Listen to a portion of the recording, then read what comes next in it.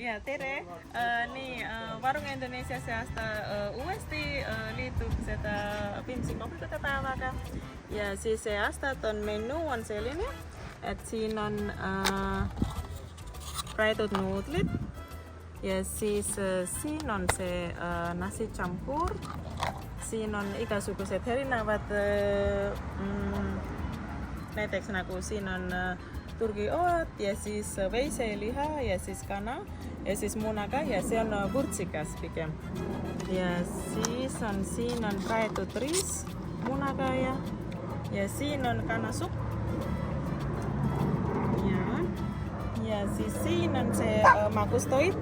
See on sagu, see tähendab, et see tapiokiparlit ja see on kokospiimaga. See on nagu magustoit.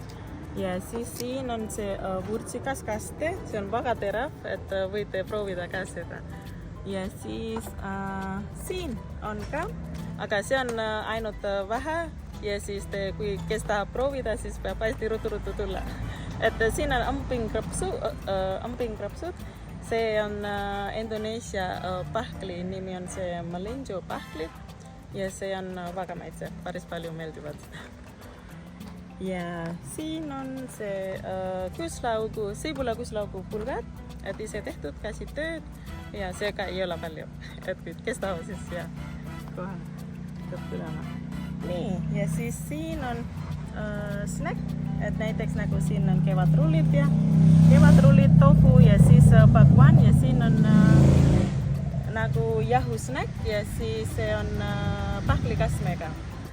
Me kasutame korduvkasutatavat söögiristad, et see on masinpestav, siis kui te juba lõpetate, siis otsige selline käs, et ma panin siia niimoodi ja siis pange siia siis.